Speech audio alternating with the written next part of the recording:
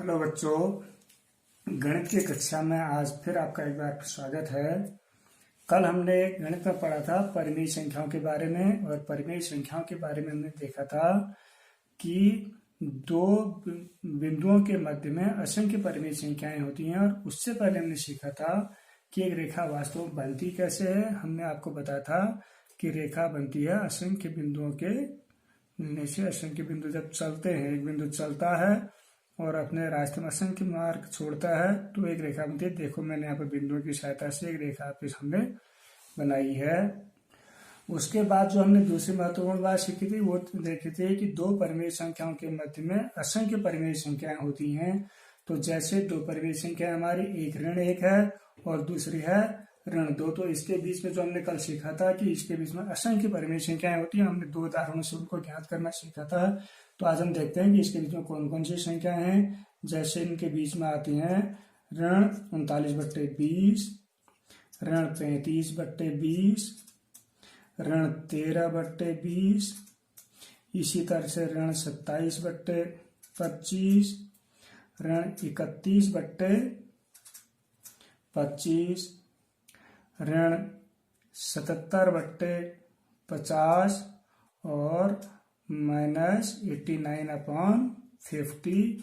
ये सारी संख्याएं इन्हीं दो परिमेय संख्या 1 और 2 के बीच में, इसके अलावा और भी असंख्य संख्याएं इनके मध्य में हो सकती हैं, वो हमने ज्ञात करना सीखा।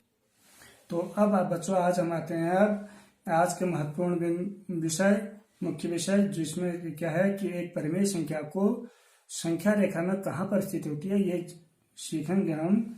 तो प्रश्न जैसे हमारा है कि कोई संख्या रेखा में कोई दी गई परिमेय संख्या की स्थिति कहाँ पर होती है। मान लो एक परिमेय संख्या हम ले लेते हैं 4/7। तो संख्या रेखा हम खींचेंगे। संख्या रेखा में एक जगह पर 0 होता है और दूसरी जगह कहीं पर क्या होता है, 1 होता है, कहीं पर होता है 2 और दूसरी ओर होता है ऋण 1, ऋण 2, ऋण 3। इस तरह से संख्याएं होती हैं। अब हमको यहाँ पर क्या करना है कि 4/7 की स्थिति ज्ञात करनी है। 4/7 का अर्थ आप भिन्न रूप में जानते हैं कि 4/7 का अर्थ होता है किसी एक पूरे के 7 भाग किए गए हैं और उसमें से एक भाग हमारे काम में आ रहा है।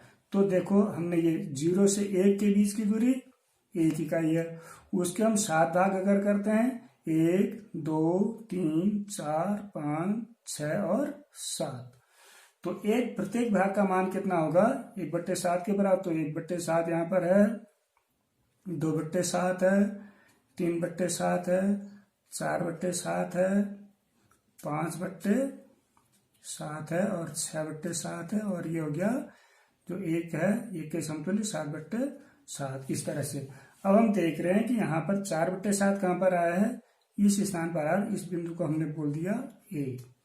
तो हम कह सकते हैं कि संख्या रेखा में बिंदु A का मान हमारा 4/7 के बराबर है, अर्थात 4/7 बिंदु A पर स्थित है। अब इसी बात को फिर से एक अन्य उदाहरण द्वारा समझने की कोशिश करते हैं। दूसरा उदाहरण मैंने लिया है परिमेय संख्या ऋण 7/5 को संख्या रेखा में निरूपित कीजिए।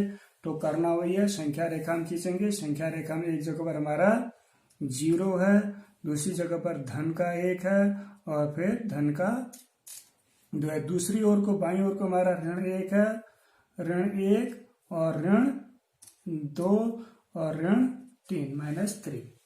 अब फिर से हमने कहा कि ऋण 7/5 एक हमारा क्या है, एक भिन्न है, निरपेक्ष मान के रूप अगर हम इसके ऋण से हटाते तो निरपेक्ष मान इसका क्या है 7/5, और 7/5 इस तरह के भिन्न विषम भिन्न है, अर्थात इसका मान 1 से अधिक है। कितना अधिक है, अगर हम इसको विषम बिंदु को संयुक्त रूप में बदलते हैं तो 5 का भाग इसमें जाता है 1 बार, तो 1 से 2/5, अर्थात 1 तो यह है ही है और उसके अलावा 2/5, और अर्थात एक पूरा भाग, एक पूरा हमारा ये यूज होगा इसमें, और उसके अलावा 2/5 भाग और, अर्थात उसके आगे के संख्या के 5 भाग और करें, 1, 2, 3, 4 और 5।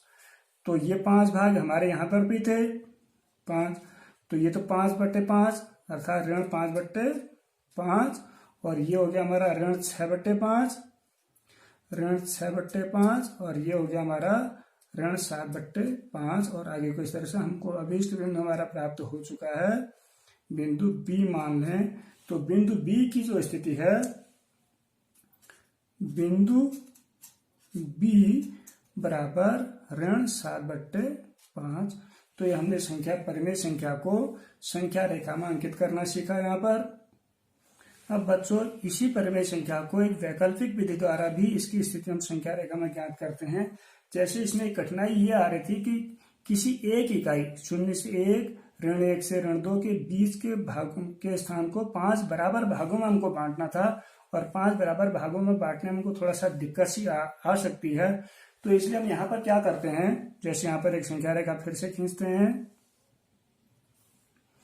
और इसमें हम 1 नहीं लिख रहे हैं अभी, बल्कि ये कर रहे हैं, इसका उल्टा ले रहे हैं। इसको उल्टा ऐसे ले रहे हैं कि पहले हमने कहा एक वस्तु के 5 बराबर भाग, अब हम बोल रहे हैं कि 5 छोटे छोटे भागों को मिलकर एक वस्तु बनी हुई है।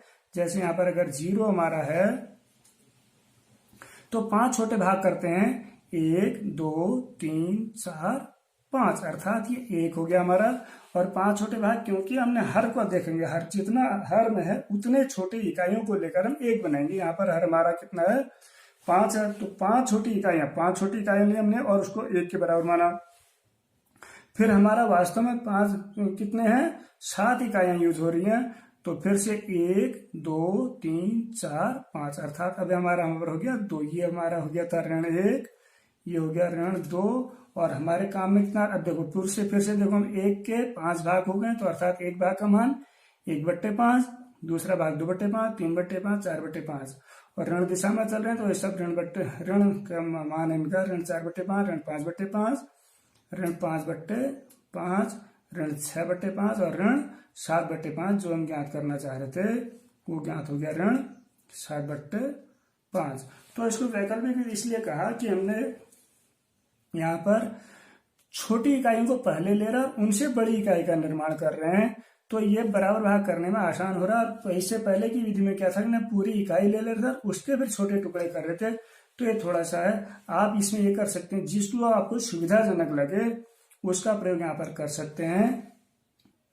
तो इस तरह से हमारा ये बिंदु बी ही अगर हम इसको बोले तो बिंदु बी जो है ये हो गया हमारा किसका, ऋण 7/5 के बराबर। तो अर्थात ऋण 7/5 की स्थिति बिंदु बी पर है, परिमेय संख्या की स्थिति संख्या रेखा में। तो हम इसका प्रयोग कर सकते हैं अपने प्रश्नों को हल करने में, परिमेय संख्याओं को संख्या रेखा में निरूपित करने में।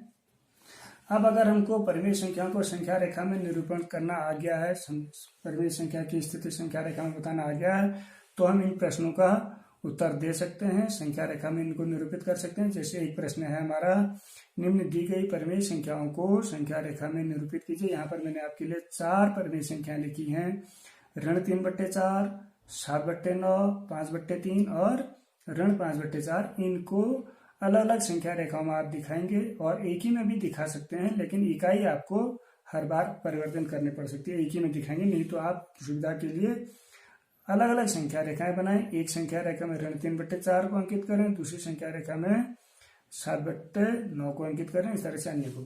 दूसरा सवाल जो हमने कल सीखा था उस पर आधारित है, वो ये है कि 1/2 और 1/3 के मध्य में आपको 5 परिमेय संख्याएं ज्ञात करनी है, कल हमने सीखा था। और दूसरा ऋण 1/4 और ऋण 3/4 के मध्य में आपको 8 परिमेय संख्याएं ज्ञात करनी है, ये भी आपने कल सीखा था हमारे इसी क्लास में।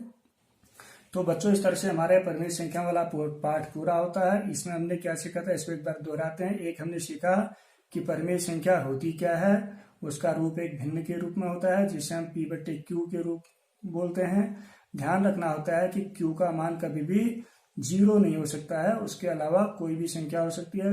दूसरी बात हमने सीखी कि 2 परिमेय संख्याओं के मध्य में असंख्य परिमेय संख्याएं होती हैं और उनको ज्ञात करना हमने सीखा था। तीसरी चीज आज हमने सीखी है कि एक परिमेय संख्या को संख्या रेखा में कैसे निरूपित करते हैं। अब आप अपने पाठ के प्रश्नों को, इसी प्रकार के प्रश्नों को स्वयं हल करने का प्रयास करेंगे। ठीक है, धन्यवाद आप सबको। तो बच्चों अब हम अगली कक्षा में आपके साथ फिर मिलेंगे, उसमें हम सीखेंगे 2 सरल एक रैखिक समीकरण को किस तरह से हल करते हैं, अर्थात उसमें जो अज्ञात राशि दे रखी है उसका हल हम किस तरह से ज्ञात करें, ये सीखेंगे। तब तक के लिए आप इस पाठ के प्रश्नों को दोहराते रहें।